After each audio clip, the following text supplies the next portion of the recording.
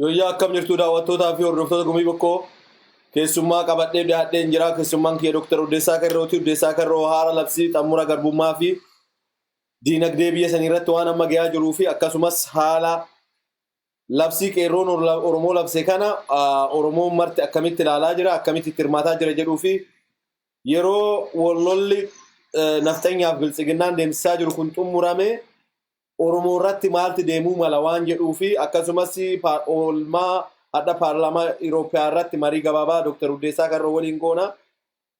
Gumii bokkoo miidiyaa daawwachuu irraa duubatti hin qusatinaa. Gumii bokkoo laayikii sheerii gochuus itti fufaa. Maqaa qopheessee kan isin dhiyeessu ana Shannaa fi Golchaati. Ulfaadhaa wayyamaa silba kanaa walta deebinaa ulfaadhaa.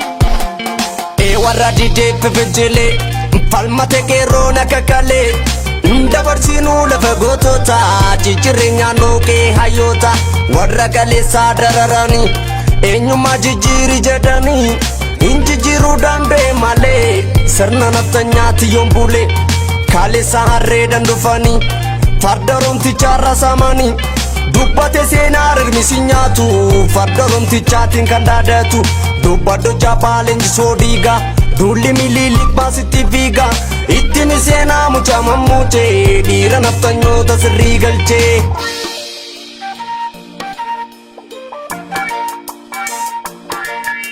Maqaa keenyaan aangootti baatanii nu nyaachuudhaaf ilkaan qaratanii nun bulchiisa nuti dadandanya nuti mpeenu gaasirna naftanyaa. Qabdee qeerroo qabsoo ga'ii galmaan sossobbiidhaan keenyan fayyuu garaan sodaa lubbuuf dhugaa gandabsiite lubbuu goota meeqaa galaafatte.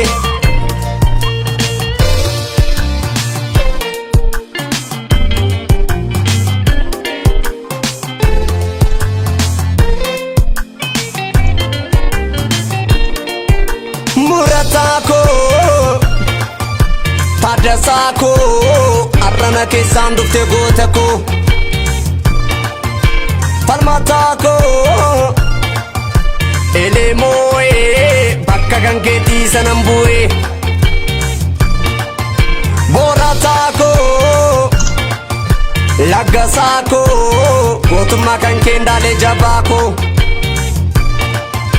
kutataa koo yaana dhiikoo sumatan baay'ee dhufe abbaa koo qabsaa'e qabsoof do'e gurbaa wanti baraa baraan darbaa hidhamtee hidhaa guutte ammallee kaallettiif zuwaa eebbisan kallee hidhadhu hidhannoo jabaatti hidhata hidhannoo keetiin diina boojita jabaadhu bilisummaaf dhiyaanne abdii kutattee akkan deebiine eebbis kun oolaan nutti noo'u qorreeffis kun oolaan nutti hin korru ootuma bubbeen horsu keessattuu arrallee beeknaa garatti gorru kaleessa nadiif dabbasaa guyyoo akkuma salphatti dhabne wayyoo qabsoon harkatti daarar keessa juwaarinis jatte shoror keessa.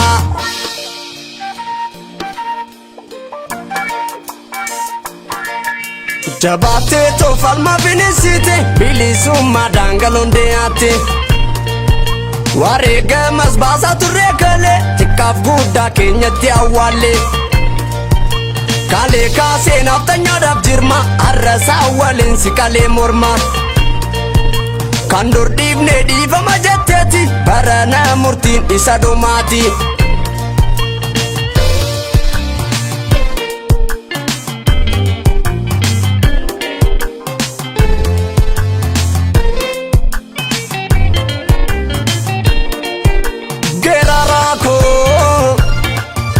Eebbisaa koo na keessa jirtaa bari jabaa koo falmataa koo usmaayoo koo bakka keen bu'ee ani ilmii kee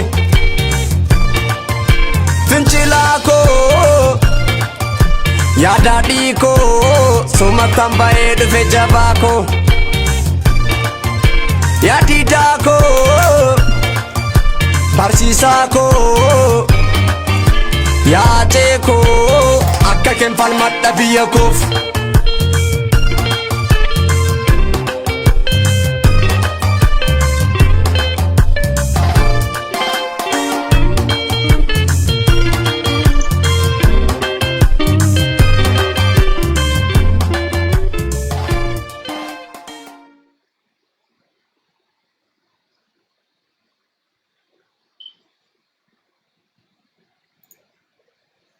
Yooyyaa akkam jirtu daawwattootaa fi hordoftoota gumii bokkoo keessummaan kiyya dhiyaataniirani.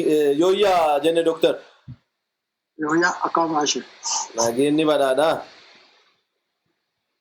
Mee tududumaan gara gaaffii keenyatti deemna. Ati keessummaa haarayaa miti gumii bokkootii fi gumii bokkoo miidiyaan fi keessummaa miti.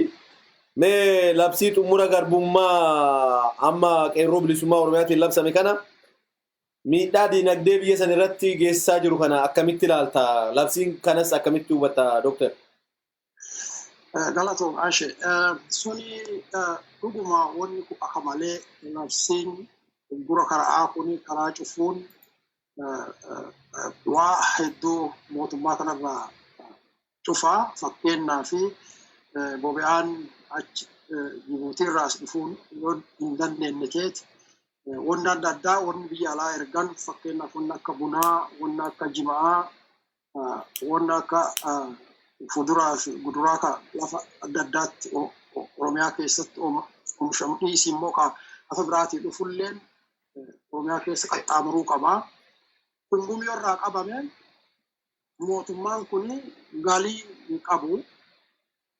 Lola deemsisaa jira. Lolli akkuma namni kuma beeku gatiin lolaa akka malee guddoo baasii guddoo nama baasisitti lola irratti dabaladhu wanni adda addaa qunnamaa jirti. Fakkeenyaaf wanni akka awwaannisaalleen biyya babadhataa jirti. Kun rakkoo biraati. Achirratti dabaladhu lolaaf awwaannisaa kanaa waltan dabalii lola addee inni deemsisaa jiru Tigraay callaa muti Oromiyaa keessatti si deemsisaa jira. Badhinna lafaa sana gumarratti badhinna Oromiyaa gasiin badhattu beektaa Tigraayitti dabaladhu ollaa gumarratti lola deemsisaa jira jechuu hin danda'ama.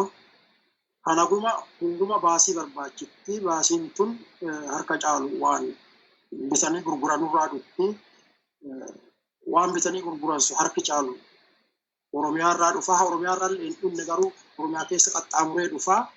Karaa cufuun kun akka malee waan guddoo lola amma Tigraayitti deemu san caalaa wanni mootummaa kana miidha. Namicha diktaaterii gunnaan waan nam jedhu dhageenye waan addunyaan jedhu dhageenye kana hagati jilbiisisuu danda'an waa inni qawweef waraana kana ittiin bitatu irraa maddarraa yoo gossan callaa. Amma akkuma laalaa jirtu Harar keessa karaa Hararii karaa keessattuu karaa East West Arsiirraa karaa Westiillee guddoorraa cufameera. Addee biraallee akkuma itti cimsanii aduu wal qixxeessanii lolli inni deemsisu kun wanni ittiin lola deemsisan irraa goddi jechuu harka caalutti. San callaa mootii ummati biyya sanii lakkoofsi isaa baay'ee akkuma beektanuu miliyoona 100 miliyoona 10 akkasitti tilmaamama. Nama hagas baay'atu sanii nyaacha itti dhiyeessuu bittaa gurgurtaan irratti tajaajila rakkoo akkasii jiraannaan tajaajila adda addaa irraa hafaa rakkoon biyya san caaluma caalatti itti baay'ataa deemti jechuudha. Mootummaan kun waan ummati barbaachisu dhiisee waan ummati hin barbaanne waan diktaaterichi barbaadu kana lola kana waan beektan lola hin barbaachifne kanarraa akka inni humna dhabeerraa jaallatee adoontiin humna dhabee akka inni irraa dhaabatu waan godhaati.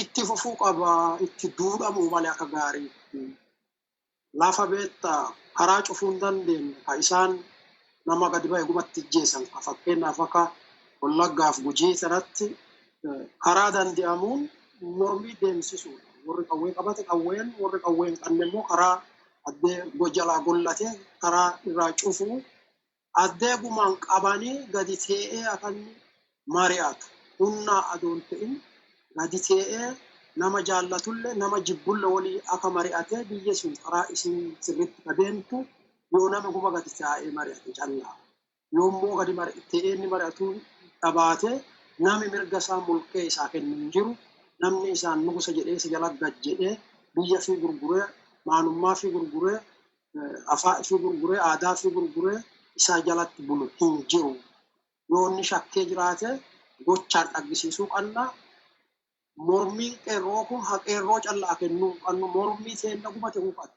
uummata oromoo callaa doon kun sabaaf sablammoota hundaa ta'uu qabdi wanni Tigraay irratti deemaa akkuma dhaggitan maqaa TPLF qabnee finnaatti sanyii duguuggaa sanyii deemsisaa jiru badhinnaan addunyaan dhaggaa jirtu. Mee Dooktar achittiin deemna mee ilaal waa'ee labsii qeerroo kanarratti xiqqoo tursuu barbaada. Labsiin kun qeerroo Oromiyaatiin labsame garuu ta'uu malee qeerroo callaa irratti taa'anii ilaaluun ni barbaachisa moo uummanni akka gaariitti qeerroo gargaaree itti hirmaatuu qaba jettanii isa kanarra maal naa jettu Dooktar? Qeerroo callaa ilaaluu qabu uummati irratti hirmaachuu qaba. Qeerroo callaa wanni ilaaluu hin qabneef nami jeesaa jiran qeerroo callaa miti. Ijoollee jeesaa jiran, jaarsa jeesaa jiran, jaartii jeesaa jiran, dubartii ulfaa jeesaa jiran. Eenyuuf jettee teettee eenyurratti ilaalta. Ifiif jiraachuu qabna. Akka sabaatti wanni lolli kun maanummaa keenya balleessuuf lola ajajame waan ta'eef fedhintaan jara kanaa fedhintaa balleessaa federeeshinii sabaaf sablammootaa kana balleessuuf waan carraaqaa jiranuufi kana jechuun yoo federeeshiniin baddu nulle maanummaan keenya hin baddii jechuudha.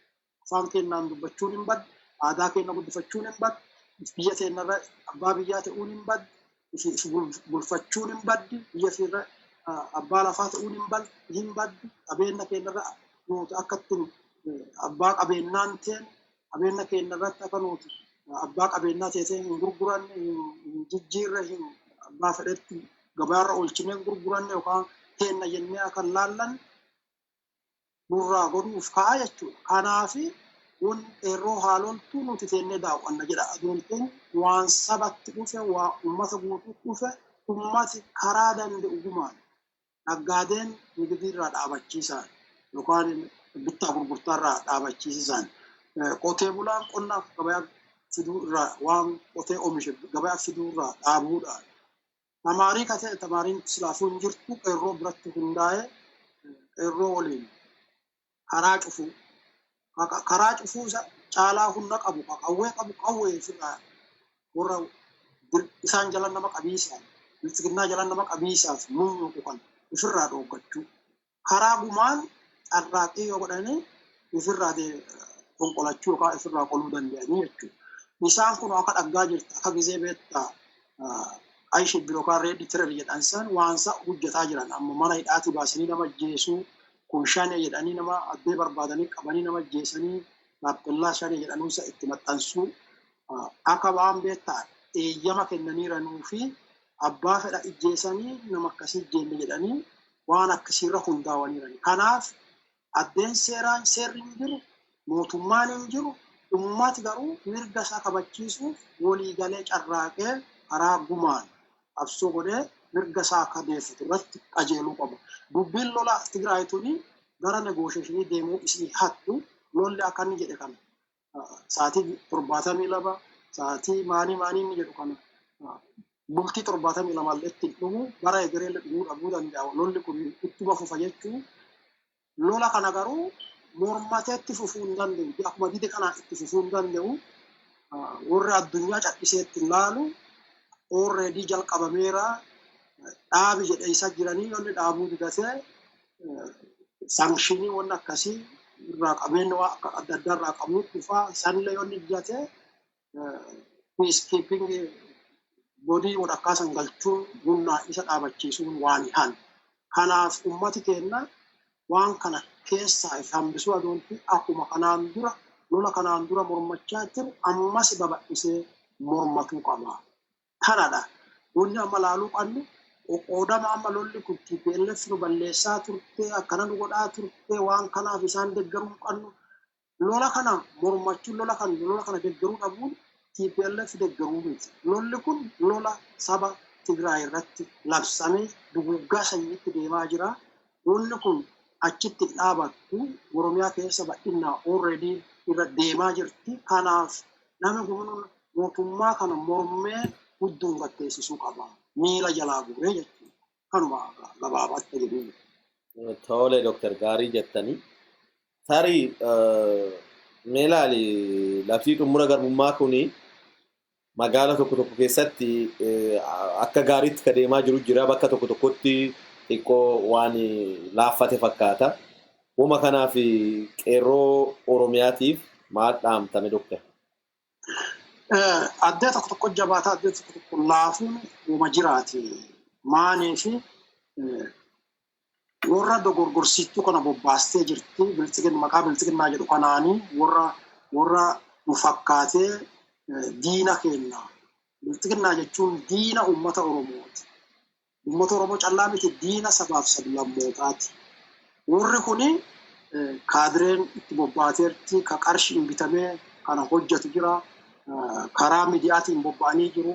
Karaa adda addaatiin bobba'anii jiru. Karaa humnaatiin bobba'anii jiru. Qawwee hidhatanii ijjeessaa irratti bobba'anii jiru. Kanaaf addeen tokko cimaa addeen tokko laafaan wama jiraati. Maanii fi namni tokko tokko of qusachuullee jirti, sodaachuullee jirti. Wanni kun akkas goonee nu balleessitii maanii jedhanii sodaachuu miti. Kun baruu addee sodaan irra darritee jirti. Waan sodaatanuu miti. Addee dhugaa darriteetti. Addee seeraan maaf nama kana ajjeetta jettee gaafatuu waan hin dandeenye. Maa ijoolleen teenna duuti, maa intalti teenna duuti, maa jaartiin ulfaa nurraa duuti, maa jaarsi duuti, maa qeesii yookaan lubi tokko nurraa duuti, maaf sheekkooti nurraa du'an jettee addee seeraan gaafatturra waan darritee jirtuu fi amma waan qaddu gaafa lolaa mooyyeen konkolaatti gaafa dubbiin addee dhugaa dabartee waan qaba itti konkolaachisan wanni qadduguma waan qaddugumaan mormattee waan hamaa kana ifirraa qolatta jechuudha. Kanaaf addee shakkii qadda warri beektaa warri waraana akka malee irratti bobba'ee jiru fakkeenyaaf naannoon akka naannoo Wallaggaatii fi Gujii suni sun lolli deemaa jira. Akkuma dhageettu lolli waggaa lamaaf akka deemaa ture ammas deemaa jira. Warra achirraa gadaa fi achi cinaa lolaa ala jirtan waan dandeetta irra buusa jedhanii ta'anii ilaalina. Yoo isaa ergamtanillee isinoo deebi'aniitu basi ijjeessan. Yoo adoowwan kun gara fuulduraa isaanii deemtu ta'e warri amma isaanii hojjetu kulli akka keessa ari'amtan. Afaanillee afaan Oromoo kanallee dubbisi dhoogganii afaan isaaniitti deebisanii achiin duuba namni kun guma tokko tokkoon mootummaa san keessaa qocamee badaa. Ergamtooti warri garaaf ergamu kan durillee ergamaa turan ergamaatumatti fufu yoo afaan jijjiirame yoo federeeshiniin tulle diiganii federeeshinii mootummaa kanallee diiganii Itoophiyaa isaanii jedhan ta'a gogaa dhifanteersan isaan deebisanii isuu yaalanii warri ergamu ergaa sanirraa fi saaxiluutuma ergamaatti fufaa garuu nuti akka uummataatti ergamtoota sanirratti xiyyeeffannee ergamtootaallee jalaa duraa qolataa warra ergamee dhufu qaqawween dhufullee waan dandeenyu irraa qolataa karaa itti cufaa akkasii itti fufuu qabna. Addeeguma wal gahuu hin dandeettu gisee takka garuu waliin gahuu mallee dirqama waliin gahaa qabna. Maanii fi akka sabaatti jiraachuu qabna baduu qabna. Jedha gabaabumatti tashi. Ulfaadhu Dr. Baay'ee yaada gaarii nu kaastee ulfaadhu wayyami. Mee Dr. gara gaaffii kiyyattaa nuti ceennaa yeroo lola naftanyaa fi TPLF gidduu deemaa jira. Lola naftanyaa fi TPLF miti. Lola uummata Tigraayitii fi naftanyaa gidduu deemaa jira. Lolli kun yoo xumurame gareen kamuyyuu aamoo TPLFis ta'ee biltsiginnaa shaamoo gareen lachuu diinuma fi TPLFis diina Oromooti, biltsiginnaas diina Oromooti. Mee fuulduri Oromoo maal ta'uu mala? Gareen kana keessaa tokko moo'ee jennaan yoo Oromoon amma akka cadhisaa jirutti Oromoon cadhisuu hin qabu maaliif yoo cadhisuu akka lola kana deeggareetti nata mul'ata. Lola kana deeggaruu osoo hin taane lola kana keessaa Oromoon akka harka hin qabne Oromoon sirriitti ibsatuu qaba. Oromoon keessattuu lola kana akkamitti ilaaltu? Lolli kun yoo xumuramee Oromoorra maali? Amma duruu lolli Oromoorra jira. Lola Gujii keessa deemaa jiru, lola Wallagga keessa deemaa jiru, Arsii keessatti, Baalee keessatti, Oromiyaa guutuu shororkeessaa jiran. Shawaa gidduu galaa karaa jalduu kana inni gara Amboo kana deemte naannoo Amboo kana shororkeessaa jiran. Uummata balbala waraana dhaabanii. Uummanni keenya shororkaawaa jira. Isa kana wal bira qabi dooktar maal hubattu waan kanarraa? Uummanni Oromoo maal ta'uu qaba? Cadhiseetu malaalamoo maal tolchuu qaba itti lola kanarra? Tokkoffaa waa ati jette irratti waa hin moo'a jedhan lolli kun namni moo'u hin jiru. Achirratti koo hubannaa isaa sirreeffachuu qabna. Lolli kun mootummaan Itoophiyaa maqaa adda addaatiin diktaatoroota adda addaa kaatee lola akkasii lola uummata fi irratti qawweera diina waliin yookaan mootummaa alaa waliin biyya fi waraanee namni jiru kanaan dura hin jiru malee lolli kanaan durallee deemaa ture loluma wal fakkaatu wal akka asiitu kana garuu hunduma caalaa garaagarummaa isaa biyya keenya irratti saba keenya seenaa keessallee hin dhageenye saba keenya warra durii warra akka Minilik irraa kan hafe yeroo dhiyoo keessatti Itoophiyaan waraana Itoophiyaa jedhamee ijaarame bulchisee namni kutaa biyya fi takkatti lolee Abiy Ahmed jalqabaa fi seenaalleetti nama jalqabaati namichi kun. Lolli kun hin moo'amu.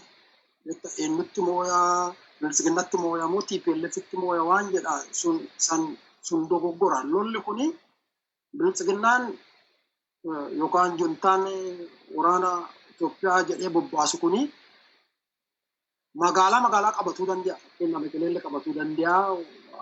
Magaalaa adda addaa qabatuu danda'a. Garuu magaalaa qabatte jechuun moota jechuun miti. Magaalaa qabattee qawween ati sijjeessaa isaan sijjeessaa itti fufaa jechuudha. Lolli kun kan hiikatuu danda'u yoo namni hundumtu nama jechuun paartiin mormitootaa namoonni beekamaan namoonni amma mana hidhaa jiran gumi bayanii paartiin mormitootaa hundumtuutti hirmaatanii TPLFis gadi teettee bilisiginnaa warri fiin jedhu kunis akka bilisiginnaa isaatti gattee'anii namni jaalatus namni jibbanus hundumtuu gattee'ee akka stakeholdersii biyya saniitti taa'ee yoo haasa'e callaa hiikama. Isaa ala lolli kun bilisiginnaa warri jedhu warri waraana Itoophiyaa filaagirii takkaa yookaan naannoo takkaa irra bobbaasu kuni atuu moo'anteeti amma lolli kuni torbaan sadaffaa keessa jira atuu moo'anteeti torbaan tokko keessatti moo'an turan. Amma namni isaanirra akkuma karaa adda addaatiin dhaga'aa jirru namni xurii hin qabne dhumeera. Loltuun sun gamasiis dhumeera gamanaas dhumeera. Kanaafis walijjeessaatti fufa. Warri mootummaa fi hin jedhu kan mootummaan ta'in seera ala ta'an kuni lola kana achitti xumurraa asitti xumurraa fedhintaa atuu silaa akka fedhintaa isaanii torbaan tokko keessatti atuu akka fedhintaa isaanii torbaan lammaffaa keessatti atuu akka fedhintaa isaanii saatii 72 kenneera jedhee 72 sanduubatti waan guba xaxxirachi godhee silaa akkasi akka doomo'e hawwii isaati sun garuu kun doofaa waan tokkoyyuu biyya sanillee beeku eessaa akka dhufanii eenyu akka ta'anillee hubatee hin jiru malee lolli kun immoo yommuu kanaaf gaafii ati na gaafattee fi uummata keenya maal godhuu qaba ka jedhuu fi lolli kun warri lola deemsisu kun jaalatanis jibbanii addunyaan dirqisittee gadi isaan teessistee madadhaa jechuun hin haftu.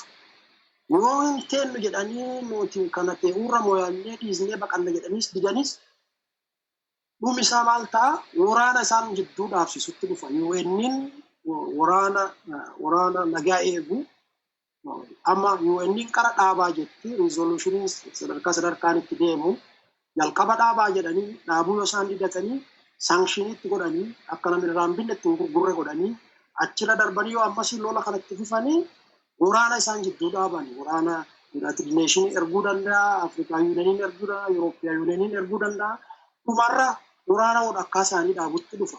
Yoo isaan hunduma didatan. Kanaaf alternatiiviin jiru tokko isaanii hambiraa ammoo namtichi kun United Nation, European Union, African Union warra kana dhagee okkee teennee mari'annaa jedhee gadi taa'ee mari'ataa jechuudha. Isaanis taa'ee kanas taa'ee ummati keenya garuu qophaa'uu qaba. Yoo qophaa'uu qaba jennu yaada callaanii miti. Afrikaan biyya humnaati.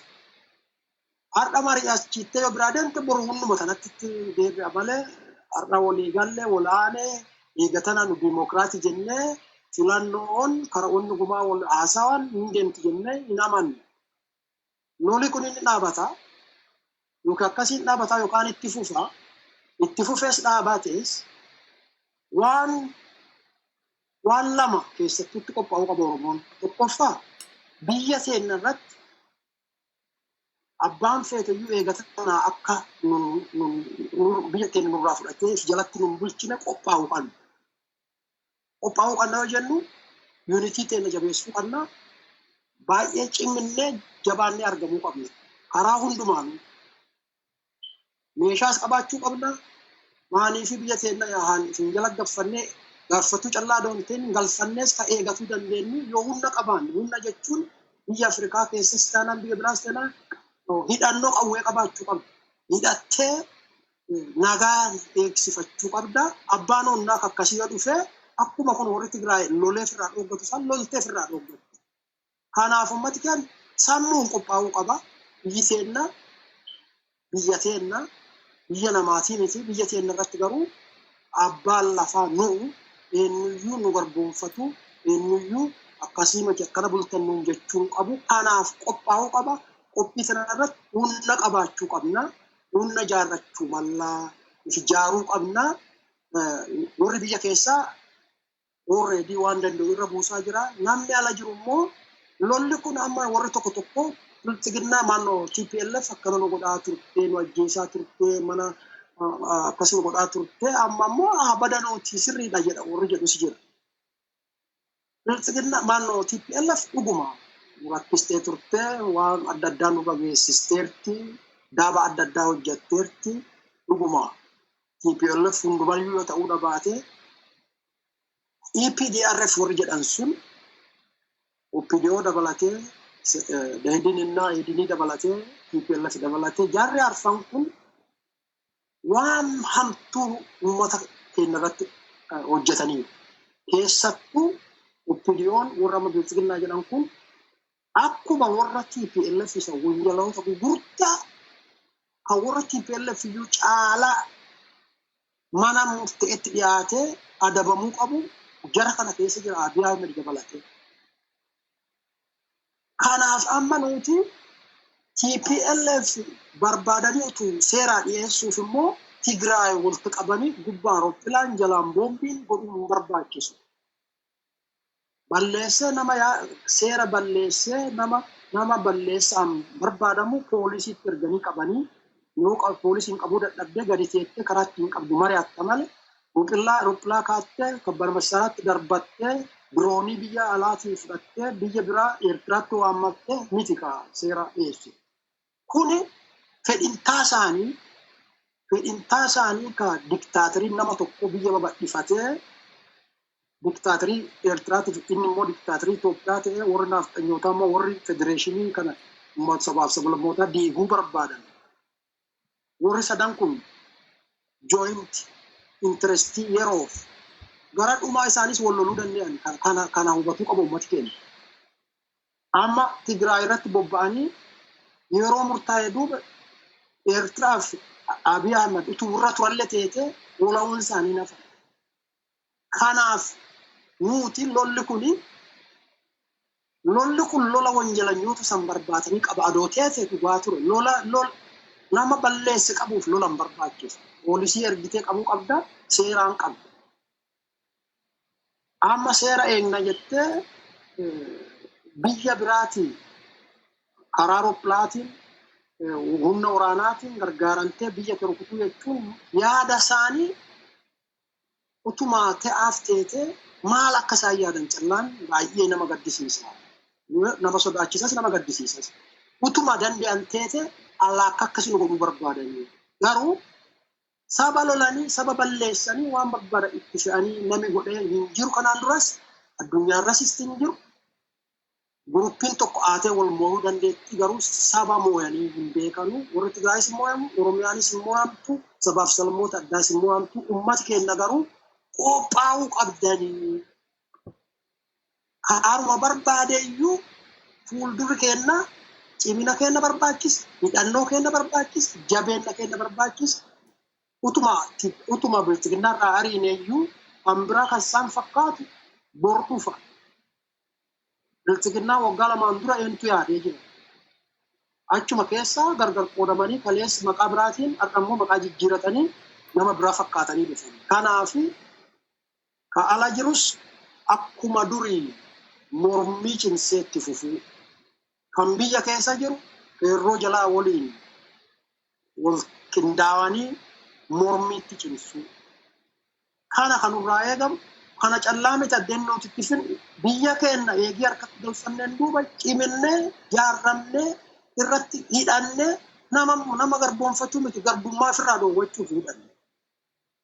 Hawween maaliin qabatina nama ijjeesina dhuguma nama nagayaa kan waliin jiraatu sun uummata keenya waliin jiraannaa saba gosa adda addaas jira afaan adda addaa nama dubbatu jira kun uummata keenyadha kun achi keessa jiraatanii biyya isaaniitii achitti dhalatanii achitti guddatanii achitti horanii kan uummata keenya kun uummata keenya alan warra nu garboonfatuu barbaadu garuu akka Abiy Ahmedii kana humnaa ofirraa dhoowwachuu qabna.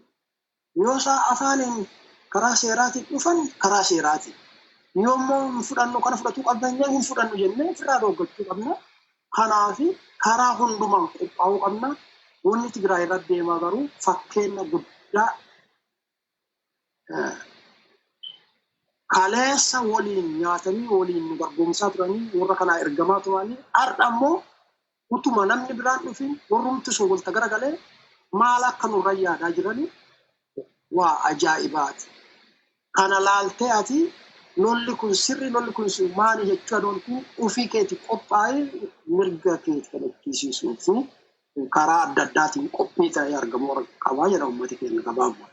Ulfaadhume Dr. Gaaffii tokko waan tokko akka gaaffii sii kaasuu nagootee jirta. Bilchiginnaan gatta'anii haasawanii jette bilchiginnaan tanaan dura Jawaar itti himaa ture. Jawaar lolli kun hirraage jechuu dandeessa.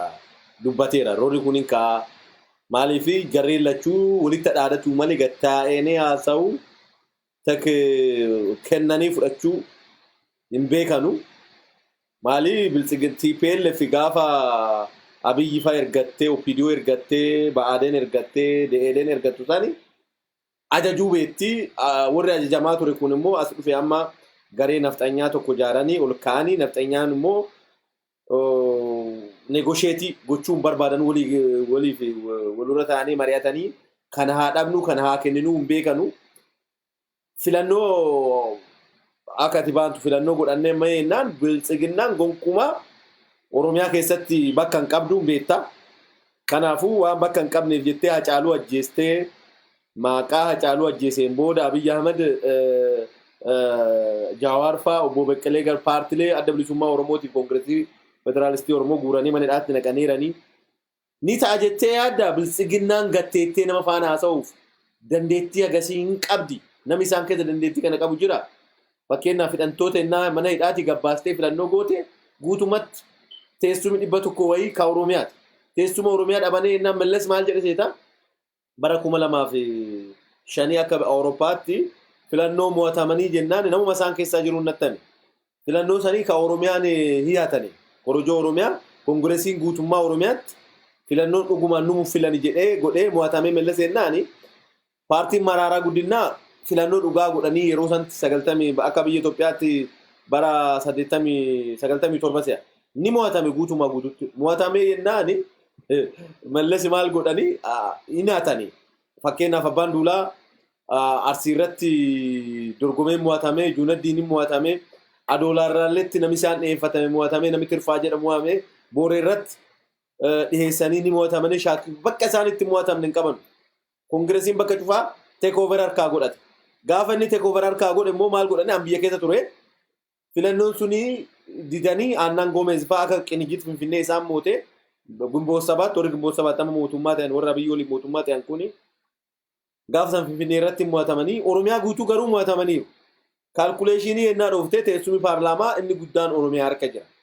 Mallasi garuu akka godhee teessuma isaanii hatanii maal jedhe walta qabeenuun jedhe namichi waltajjii sarara ture ifannatti himetti paarlaamaa Oromiyaa luuzi gochuun muummee ministeeraa luuzi gochuu jedhee jira. Biltsiginnaan garuu paarlaamaa Oromiyaa luuzi gochuu itti mul'ataan jiru. Akkam ta'ee Biltsiginnaan Abiyyi Ahmed akkam ta'ee neegosheetiif dhiyaatuu hin danda'a. Uummata gadi hiikee ennaan tasaa dubbiin badda Jawaar gadi ba'ee jennaa Baqqaleen Garbaa Abdii Raggaasaa akka namoonni nama gaafa giddaa hiikee deebisee akka inni baay'uu mucaa jedhamu kanfaa gallakkisanii filannoo deddeemanii jennaan Abiyyi gonkumaa teessuma mataa isaatu bakka dhalatteetti argatu Jimma keessa dhaqee dorgome immoo filatamu akkam ta'u jettee filannoo neegosheetiif dhiyaatee hin danda'a. Gaafiin tokko malee gaafii hosi ilaa amma inni isaa akka itti ilaalan warri guruppiin sadeen suni Isaayyaas keessaa yoo fuutee mee warra gadi hafe Abiif warra nafxanyootaa yoo ol taqabbee ilaalte isaan federeeshinii diiguu barbaadu. Itoophiyaa wanni rakkoo Itoophiyaa tuni waan sabaaf sablammooti mirga argatanii afaan isaanii haasawanii ililii wayii akkasii argatanii kana rakkoon Itoophiyaa. Kanaafi kana balleessuu qabna. Ati amma jalqabdeertaa qeeramsa eegee qabanii gadi lakkisanuu fiixii bakka amma kana fixuu qabdaa fiixi jedhaa jiraniin isaan.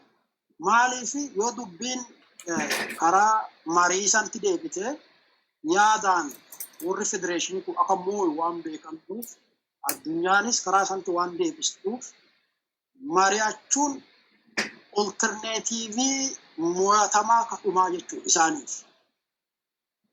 An ammallee waan ta'e natti fakkaatu waan fudhatamu natti fakkaatu garuu yoo moo'amuuf ka'anii yoo akka moo'aman dhibbaa dhibbatti lolli deemaa jira meqaleenii qabatu ta'a waan biraa wanni fidan hin jirtu meqalee qabachuun moo'uu yoo ta'e moo'aniiru jechuudha. Isaanitti akka yaada isaaniitti amma inni waan sobuu beekuuf waan harka caalaa waan sobatti gargaaramanuuf meqalee qabanneerra jechuun uummata Itoophiyaa oo TPLF mo'amtee harka dhahee namuma isaan jaalatatti fakkaata. Warri nafxanyootaa kan isaan jalatti qindaa'e kun garuu opshiiniin kun akkuma waaqayyo samaayirraa isaan darbateetti fakkaata. Lola kana lolli kun ta'u maaliif federeeshinii Itoophiyaa kana ka diiguu dandeettu yoo TPLF keessattuu loltee lafarraa balleessite calla.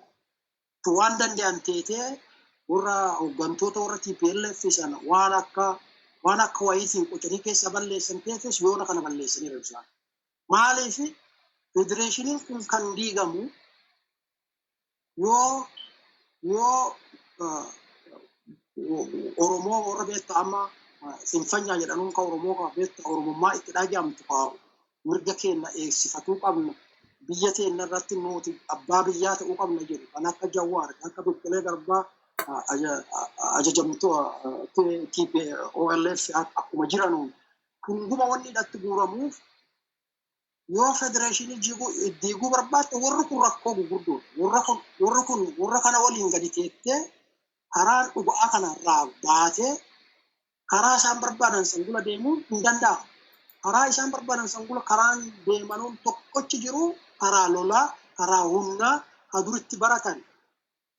Andit Itoophiyaa kan jedhan sun baandiraan tokkochi suni humna akkasiitiin aga ammaa eegamee ture. Amma laali lola deemsisaa jiranii baandiraan Itoophiyaa kokkobbii qaba amma isaa qabatanii deeman namooti sadi. Kanaaf amma lola kana negoosheeshinii amma namni duraa Abiy callaa miti. Warri isa ergatu. Hin negoosheetiin ta'an amma laali yoo inni negoosheetti seene Isaayyaas Afwerqee moo'amee jara kanan balleessin hafe jedha. Warri nafxanyootaa immoo TPLF hin bariin haftee amma Jawaar fallee nutti deebi'u TPLF nutti deebi'u akka federeeshinii diiguu hin dandeenyu jechaadha. Lolli kun dhaabachuu qabu. Lolli ammas wanni dhaabatuu didee itti fufaa jiranuuf karaan tokkochi isaan waan isaan barbaadan kana wanni fiixaan gahaa lola tokkocha kana bichaa. Karaan lolaa kun garuu akka already karaan lolaa kun lola qawweeni adoo callaa adoontiin karaa dippiloomaatiitiin xiqquma cufatiin jira. Cufaa guddaa fuudhatee UN'n qabatee itti raasaa jira. European Union'n itti raasaa jira. African Union'n itti raasaa jira. Gara gaaffii sanii sii dhufaa Dooktar. Gaafuma kee kanarra naa jedhiiti gaaffii sanii gaaffii xumuraatti sii kaasaa. Kanaaf amma negotiationii tana hin fudhatanuu garuu akka baduuf ka'iisa yoo arganii fudhatuufa danda'u ta'a. Garuu waan fudhatan fakkaatu. Fudhatan jechuun mooyamanii maanii fi negotiationiin tun nama hunda dabalatu jedhaa jira namni gubinuu. Warri UN's, European Union's, African Union's nama hundumtuu gadi taa'ee mari'adhaa walaasaa kan ka'u Jawaar fa kanaan dura jedhaa turan kanuma. Bekkeleen Garbaafas kanuma jedhaa turan. Kana tolchuu fi lola kana maafii ajajna turree kana durumaa nu gaafatanii didannee lolatti kaa'anii. Yoo kana goona teete loluma kanatti mooyallee dhiisnee biraa deemna malee kana gadi teenne jechuun kana dinneedha kan lola kaasnee yaada jedhu. Kanaaf gaafiin suni baay'ee gaafii gaariidha. Gaafiin akka mana gaafattanii irratti haasaa jiru kuni gadi ta'een mari'atu. Warri isa ergate kun kana mari'achuurra Itoophiyaan baadhee yaanii sobanii akkasii waliin dhaanii itti fufii bakka warra kaleessa akkana nu godhaa turanii warra wotaaddaroota kennaa raayyaa ittisa biyyaa nurraa ajjeesanii maanii godhanii waan xixiqqoo saniin shugganii akka ariifatanii wanni kun ariifattee akka dhumattu barbaadan garuu lolalleen ariifattee dhumattu negotiationilleen addunyaan balbala kumatti cufuu jalqabeera. Kanaaf gadi taa'ee haasa'uullee ni danda'a ta'a. Garuu akka itti ilaalutti salphatti gadi taa'ee waan haasa'u natti fakkaatu. Yoo dhuguma akka mooyame bara gadi taa'uu nafu jedhee yaada. Ulfaadhu wayyaamee Dooktar. Mee oolmaa paarlaamaa Awurooppaa mootummaan UK paarlaamaa Awurooppaa keessatti Abiyyi waan jedhamaa ture dhagayaa jirta. Mootummaan UK waan jedhaa jiru dhagaa jirta. Tarii waraana neetoolle itti erguu fi maal jedhanii jedhaa turanii har'a fakkeenyaaf isteeppii itti aanu boruuf isaan keessatti itti fufu maal jedhaa akka turan dhageesseertan jedhaa abdadhaa. Maali paarlaamaan Awurooppaa kuni Awurooppaan waan hamma dhumaatti godhuu qabu gochuu qaba jedhanii jiru. Akkasumas warri Ameerikaallee seenoota Ameerikaallee waraana kana dhaabuu akka didatee nama dhaga'uun feene European Union's akkasumas United Nations illee namichi kun fudhataan jiru. African Union illee dhaga'u maaliif gortoota dargiitti cinaa jira. Bara dargii kaan akkasiin goona warri jedhan kun bara san ittiin milkoofnee har'a ittiin milkoofnaa waan dargiin ittiin milkoofnaa sabaaf sablammii kana faana ol dubbannee yoo jenne maajoritiin federaalizimii barbaada. Federaalizimii kana diiguuf gorsa garee kamuutu jecha nama kamiituu fudhachuun gonkumaa isaan hin barbaachisu. Mee kan akkamitti xiinxalte akkamiin laalte waan har'a deemaa jiru wanna Awurooppaan jedhaa jiru wanna Ingiliz jedhu wanna United Nations jedhaa jiru wanna African Union Abiyyi gaafataa jiru koloneel Abiyyi gaafataa jiru kan akkamiin laaltame Dooktar? Galatooma gaafii gaarii kun ilaale kan addunyaa akka malee dallansiisee United Nations European Union kun dhuma iyyuu jalqabeef waan inni Tigraay irratti godhaa jiru. Ilaali lolli kuni aga jalqabee torban sadaffaarra jira. Torban sadaffaa moo sadaffaa gara dhumaarra jira. Yeroo aga lolli kun jalqabee joornaalistiin tokko achi hin seenne bishaan warra Maqalee warra Tigraay irraa kutameera, mabraatiin kutameera, intarneetiin irraa citeera, nyaachaa hin qabanu, qoricha hin qabanu, nama dhukkubsate hospitaala qoricha hin qabu, namni waan nyaatu hin qabu, dubartiin ulfaaddee dhatteetti dhaltu hin jiru. Namni miliyoona 41,000 gara Suudaaniitti akka har'aatti seeneera. Laalime namni 41,000 achi biyya naannoo Tigraay carraarraa baqatee achi seenee lafarra garuu waa isaan godhaa jiran namni tokko hin agarre gamma yoona. Maayikaadiraa magaalaa jedhan san keessatti nama aga 600 maanii muraadee maanii jedhanii qalanii mootummaan Itoophiyaa warri Itoophiyaa ka umarraayitiin Itoophiyaa ka mootummaa Itoophiyaa jala fiiddu suni warra TPLF itti godhe jedha. Warri ollaa sanii baqatee Suudaan seene immoo warra milishaa Amaaraatti godhe jedha. Namni indipendentiin seenee waan kana hubatu jennaan nam tokkotti seenuu dhoowwanii jiru. Amma kun laal maal deemsisaa jiru? Sanyii duguuggaa deemsisaa jiru isaan. Amma laal namni Tigiree ta'e namni akkuma kiyya akka keetii ka shofeerii makiinaa ta'e dooktarii ta'e warra yuunivarsiitii barsiisan achi hojiirra ari'amaa jiru. Mana qabanii walta guuramaa jiru. Duguuggaa sanyii jechuun lola Tigraay keessa jiru callaa doontiin Itoophiyaa keessa nama Tigiree ta'e oguma barbaadanii waanumaati Tigiree ta'e. Waanumaati Tigiree ta'e callaa. Kun tasuma Itoophiyaa keessa waan akkasii taateen beeku. Duguuggaa sanyii deemsisaa jiru. Kana ummati addunyaan itti baree jira.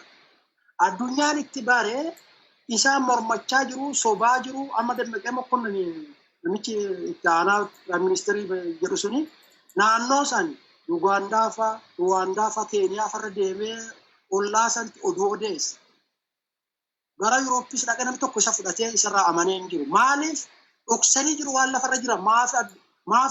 Maafi intarneetii kuttan, maafi mabiraatii irraa kuttan, maafi akka namni sun gargaarsan arganne godhuu yaaltan. Kun maal jechuun duguuggaa sanyii deemsisaa jiru. TPLF qabna jedhanii gubbaarratti jalatti garuu nama Tigiree ta'e guma bakka balleessuuf yaalaa jiru isaan. Kun fedhintaa warra naaftanyootaa ka Abiy Ahmed ergatu kana. Maaliif akka riivenjii. Laale amma fakkeenyaaf Tigraay waggaa 27 dura akkasuma dargiin lolatti deemsisaa ture. Waggaa 27 isaan amma taayitaarra turanii waan adda addaatti ijaaranii jiru. Faabrikaan adda addaa jira, dildii wayii jira. Amma laale lola deemsina jedhanii faabrikaa san boombiitti darbataa jiru, dildila gubaa jiru. Maan godhaa jiru isaan?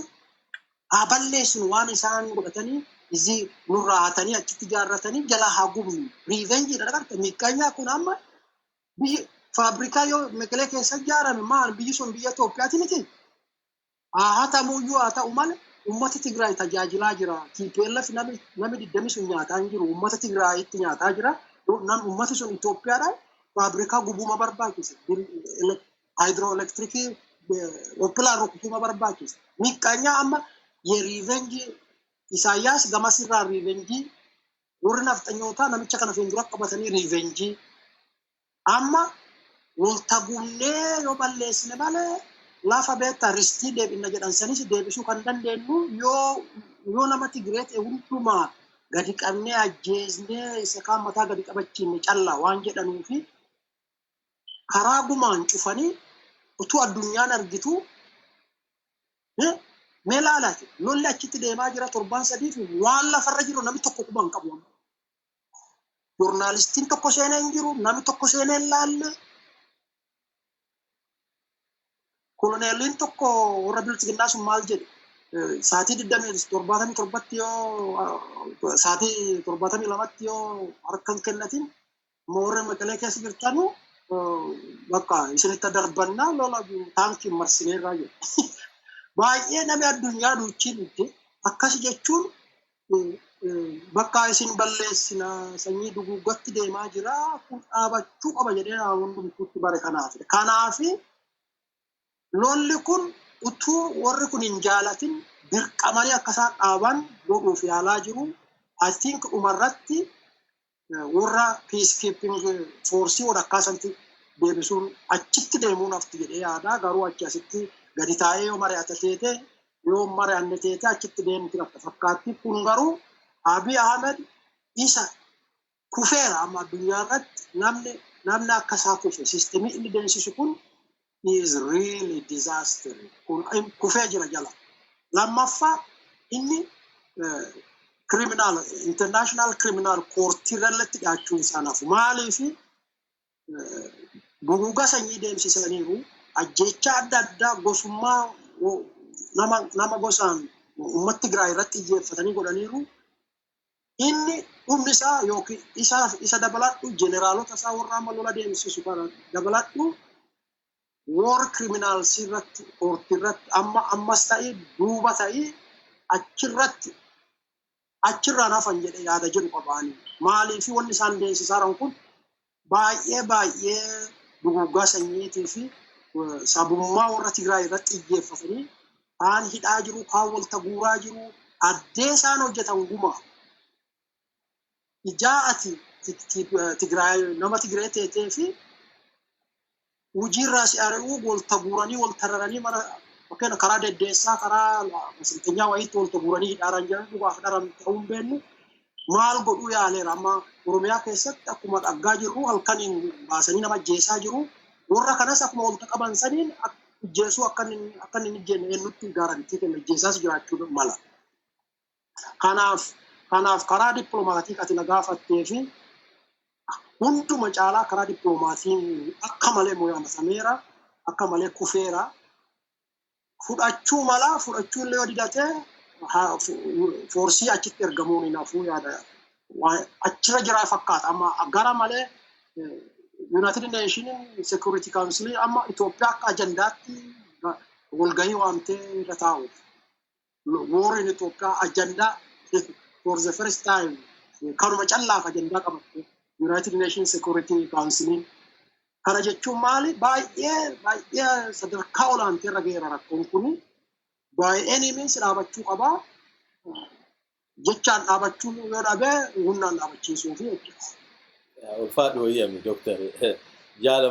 Jaalatteellee jibbiteellee numa dhaabatanaaf fakkaata. Akkuma inni itti deemu jenoosaayididha. Jenoosaayididha kana eenyutu beekuu qaba. Jenoosaayidii kanaaf inni itti gaafatamuu feesii inni dhufeeti mootummaa addunyaa duratti maaliif hoogganaadha. Hooggannoonni gurguddoon qabamanii dhufuu malu. Garuu warri aanarrallee gandaarrallee jiru biyyuma san keessatti manni murtii ijaaramee itti gaafatamuu oolan. Jenoosaaydiin gaafa deeme Rwaandaa keessatti wanni deeme gaafa saba tokko irratti xiyyeeffattee sabni tokko nama 200,000 wayitti Rwaandaa keessatti dhumatise. Dhumaatii sanii fi namni ittiin gaafatamne hin jiru itti gaafatamaniiru. Ammas Abiyyi Ahmed inni jaallate jibballee inni hidhama, hin qabama, itti gaafatama. Namoonni isa jala kaa'atan garuu namni yakka kanaan wal qaqqabe kamuu yakka duguggaa sanyii namarra godhame kamillee akka gaafatamuu danda'u namni kamiyyuu hubatuu qaba. Kana yoo hubanne akkuma taa'anii amma lolaan dhaqanii xayyaaraan uummata nagaa irratti xayyaaraan haleelan akka Oromiyaa keessatti mana hidhaati amma mucaa tokko Salaale keessa fuudhanii ajjeesanii lakki nama ajjeesee quban qabnu jedhe. Nama mana hidhaa jiru, nama harka mootummaa jiru ajjeestee an quban qabuun eessaa dhufe? Sigalee nama mana harka namaa jiru harka keetti keessa taa'ee ati na ajjeesse itti gaafatamummaa isaanii oolu. Mee gaaffii xumuraa sii dhiyeessa Dooktar. Lola amma deemaa jiru kana akka lola Oromoon taane beekamaadha. Garuu akkaataan itti mul'isuuf yaalamaa jiru namni muummicha ministeeraa kana Oromoodha. Oromoo ta'uu mala. Haile Sillaaseenis ilma guddinaati eenyu guddinaati. Harargee dhalate. Akkuma kana Mangistuunis Oromoodha. Yakka dalagee jira. Garuu Abiyyis Oromoodha. Jedhama. Xiissammuun isaanii garuu aayidoloojiin isaanii Oromoon nama ajjeesittiin amanu, Oromoon gadaan amana, Oromoon nama si yakke karaa yakka inni si yakkeen irratti wanni gootuun qabda. Mee Dooktar Oromoon akka namni kun Oromoo bakka bu'ee duguggaa sanyii kana raawwataa hin jirreef Haile Sillaasee kaasii namichi kun jarri kun Oromoo jedhamu aayidoloojii nafxanyaati mala aayidoloojii Oromooti miti duguggaa sanyii namarratti geggeessuuf yaaluun. Abiyyi Ahmed fakkeenyaaf duguggaa sanyii inni kan jalqabeen Oromoo irratti saba Oromoo keessaa Wallagga dhabamsiisaa, Gujii dhabamsiisaa, achi immoo Oromoo mara dhabamsiisaa sanii mootummaa assimileet godhee akka Faransaay isaanitti ta'uu qaban jedhaa ture. Itti milkaa'uu hin danda'u. Milkaa'uuf saba dammaqee tokko keessatti kanatti milkaa'a jedhee yaaduun isaa bara kana keessa na ajaa'iba. Maaliif roodmaappii inni qabatee deemaa jiruuni roodmaappii Andaargaachoon Tsiggee itti kenne Biraanuun Naggaa duuba ta'ee isa oofaa jiru.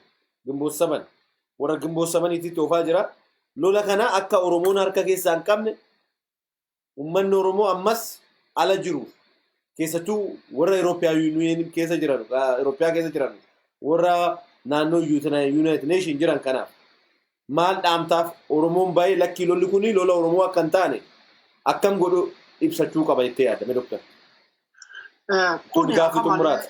Galatoom yaadi kun warra beektaa ergamtuu warra beektaa warra ergamtuu warra amma bilisiginnaa fi jettu kanatti dubbii waliin dhaawuuf nama qulqulluu nama yaada politikaa kana keessa hin jirre waan kana hubatee hin jirre faa waliin dhaawuuf jettee abbichuu ilma abbaa gadaa maanii jettee yaada didiqqaa beektaa gadi bu'aa akka malee yaada namaarraa gadi buqqee jiru yaada akkasii uummata keessa faffacaatti. Kadireen didiqqoon bilisiginnaan ollaa keessa jirtu amma feesbuuk irratti waamama maxxansitu sun.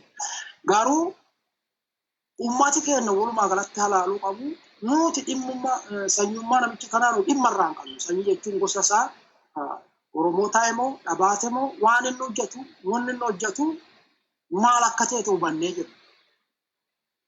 Inni yaada warra naafxanyaa, yaada warra afaan qawweetiin nama isin jala galchuuf inni immoo waa oojjuu haati isaatti hintisan nugusa ta'uu fi diktaaterii Afrikaa ka beekamaa Isaayyaas Afwerqi waliin haasa'ee mari'atee nama addunyaa irratti jibbamaa kasanyuu warruma fiituu ijjeesee lafarraa balleessee waggaa 30 fi amma pirezidaantii ta'e guyyaa tokko mirchaa deemsisee hin jirre waliin firuun isaa maal akka inni yaadeeru firummaa kanarraa hubachuu dandeenya. Asirratti dabaladhu namichi kun maal ture eessa ture yaada jedhullee yoo laalte harki caalu kijibadha. Baayogiraafiin namicha kanaas gara fuulduraa argama ta'a. Harki caalu kijiba. Kanaaf waan Oromoo maalii jedhan kana achi Oromoo irraa fageessitu. Oromoos ta'e moo ta'ullee yoo Oromoos ta'uu baate kun waan irratti haasa'amu ta'uu qabu.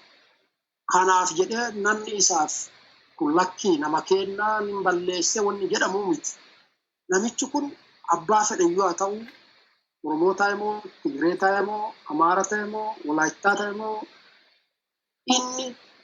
inni daafanaa waan hojjetu hin beekne warri naafxanyootaatiif warri diktaateroota innis yaada san anis nugusa ta'a jedhee nama yaadu daafanaa yaada hamaa biyya san balleessu nama waan san gadi buusuu yaalu waan ta'eef amma inni nu wanjala kanaan dura TPLF waliin hojjetu irratti dabalatee war crime fi waan adda addaatiin mana adabamaa international crime courtitti achitti dhiyaatee akkuma pirezidaantii Suudaanii nama hidhamuu qabu hidhamas immoo achirra waan isaan bisa hin jirtu natti fakkaatu hidhama ummati keenya kadireen bilisiginnaa kabiriin kaffalamuuf kaasii achi amma oduu odeessaa deemtu san ummati keenya warra san isaanidha diinni guddaan dubbiin sun diina keenyarraa dhufaa jiru.